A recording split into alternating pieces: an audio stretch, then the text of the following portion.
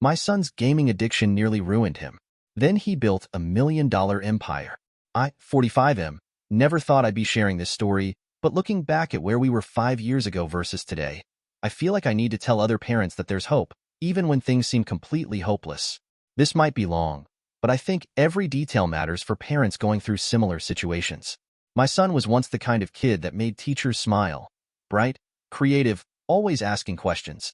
He'd spend hours building elaborate Lego structures and creating his own board games. When he was 9, he even won the school science fair by designing a simple robot from a kit. The pride in his eyes that day is something I'll never forget.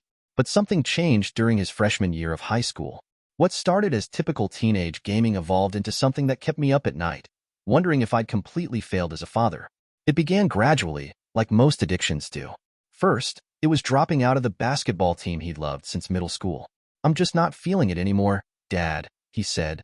But I'd hear him up at 2 a.m., the clicking of his keyboard echoing through our quiet house. Then his grades started slipping. By sophomore year, he was barely maintaining C's, down from his usual A's and B's.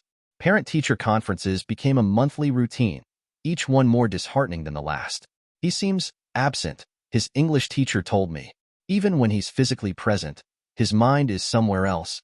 His math teacher, who'd once praised him as a natural problem solver, now reported that he was sleeping in class. The real red flag came when he started missing school entirely. I'd drop him off in the morning, only to get calls from the administration that he never made it to class. He was spending his days at the local internet cafe, playing for hours straight. I tried everything in the parenting playbook. First came the conversations, the gentle ones, where I'd try to understand what was happening. "I just need to reach this level," he'd say, or "My team is counting on me." Then came the stricter approaches. No gaming during weekdays, only after homework was done, maximum 2 hours per day. But he'd find ways around every rule, staying up after I went to bed, claiming he was doing homework when he was really gaming. The punishments followed: grounding, taking away his computer privileges, even trying to restrict internet access. But he'd found ways around every restriction. He'd use his phone's hotspot, sneak to the library, or go to friends' houses.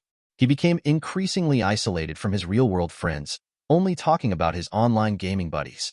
His room became a cave, blinds always drawn, empty energy drink cans piling up despite my constant reminders about cleaning.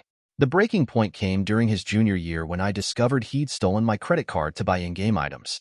$3,000 worth. I remember staring at the credit card statement, my hands shaking.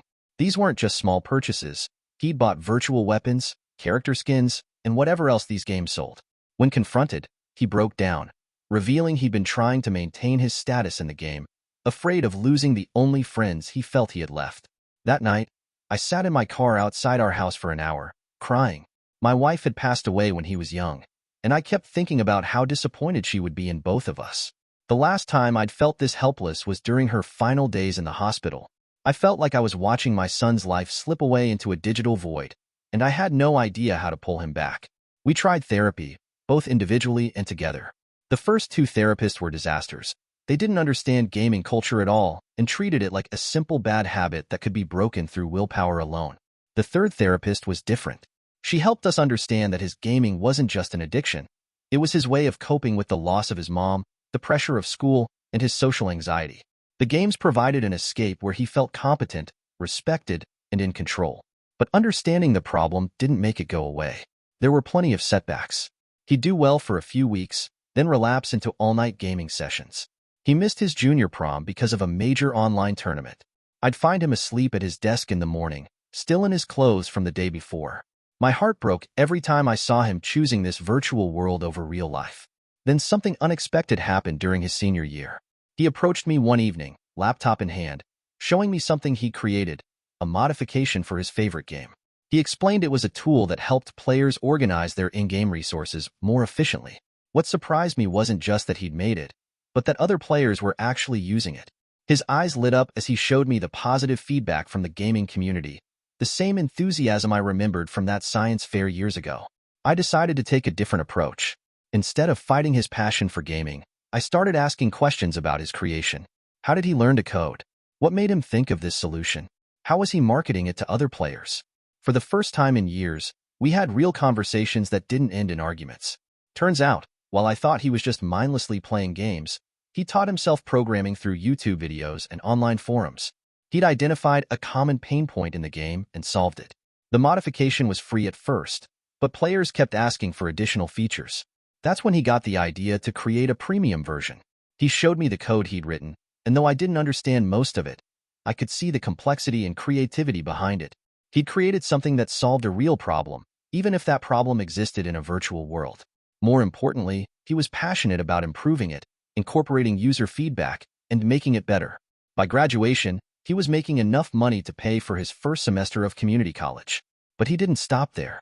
He expanded his tool into a suite of gaming utilities, each solving specific problems that gamers faced. He reinvested every dollar into improving his products and marketing them properly. He started attending gaming conventions, not just as a player, but as a developer. The real turning point came when a major gaming company noticed his work.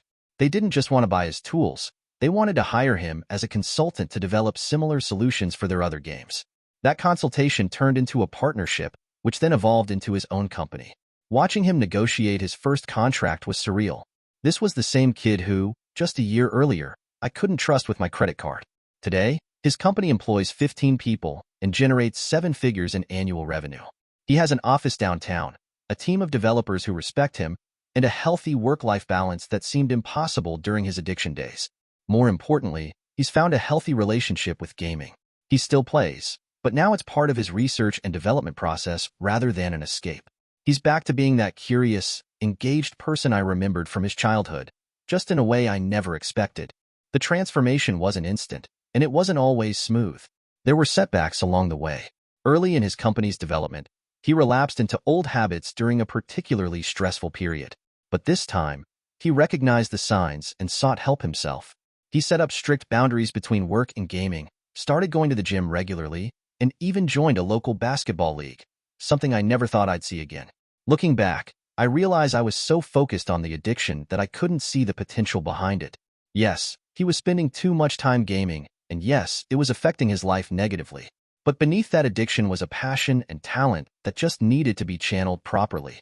He understood gaming in a way I never could, and that understanding eventually became his greatest asset. For parents going through something similar, I'm not saying every gaming addiction will turn into a success story. My son needed therapy, boundaries, and support to get where he is. The healing process wasn't linear. There were plenty of 2 steps forward, 1 step back moments. But I learned that sometimes what we see as a problem might actually be a misunderstood passion. The key isn't always to fight it, but to help guide it in a healthy direction. Sometimes I think about that night I sat in my car, feeling like I'd failed as a father.